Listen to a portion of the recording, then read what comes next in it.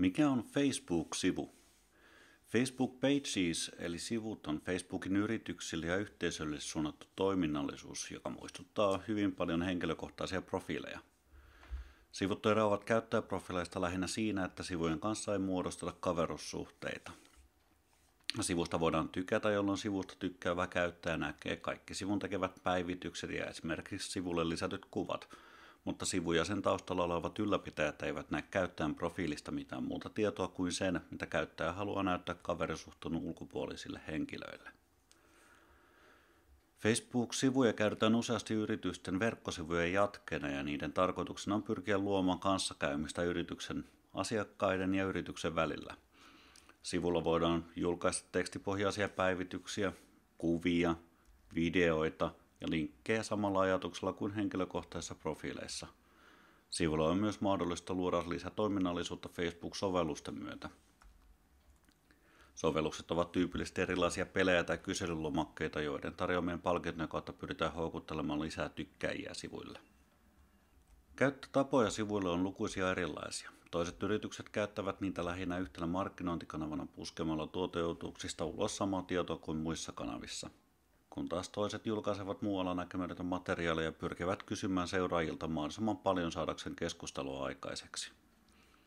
Toiset yritykset päivittävät paljon myös tuotetarjonnan ulkopuolelta kertomalla vaikkapa kuinka jonkun yksikön virkistyspäivä on mennyt ja pyrkivät näin luomaan tarinaa tuotetarjonnan ympärille. Mikä ei sinänsä ole hullun pidä, sillä yrityksetkin kun koostuvat ihmistä niin kuin sinä ja minä. Varsinkin elintarvikkeisiin liittyvillä sivuilla kuvien käyttö on korostunut, että tämä on myös tapa, johon Facebookin tuoman visuaalisuuteen panostava aikajanakin ohjaa. Yksi kuva piirrosta kertoo monasti enemmän kuin 1000 sanaa ja aktivoi ihmistä eri lailla kuin sanallinen kuvaus piirakan rakenteesta ja mausta. Tutkimukset ovat myös osoittaneet, että kuvat ovat Facebookissa selkeästi aktivoivin tapa välittää viestiä. Sivut eivät ole pelkästään tarkoitettu yritysten esittelynä, niitä voi hyödyntää käytännössä minkä tahansa asian edistämiseen.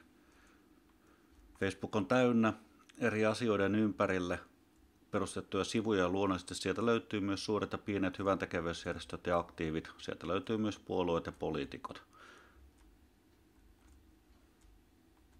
Sieltä löytyy käytännössä mitä vaan, mitä keksii etsiä, ja mikäli et löydä etsimääsi, voit itse perustaa sivun kyseiseen aiheeseen liittyen. Tosi kannattaa tovi miettiä, että haluaako luoda keskusteluryhmätyyppisen Facebook-ryhmän enemmän viestinnällisen sivun sijaan. Varsinkin vaalien aikana Facebookiin alkaa ilmestymään ehdokkaiden omia kampanjasivuja, jotka yleensä kampanjan jälkeen hylätään sen sijaan, että jatkettaisiin keskustelua ihmisten kanssa ja luotaisiin pitkäjänteisempää kuvaa luotettavana poliittisena keskustelukumppanina. Facebook-sivun ylläpitäminen ja yleensä kiinnostavan sisällön luominen vaatii läsnäoloa ja pitkäjänteisyyttä, mikäli käytössäsi ei saatu olemaan 10 000 mainosbudjetteja ja erilaisia palkintoja, jotka vetävät puoleensa ainakin palkinnoista kiinnostuneita.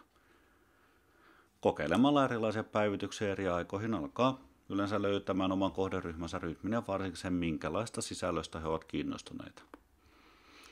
Eikä sisällön tuotannossa kravatin löysäämisestäkään haittaa ole.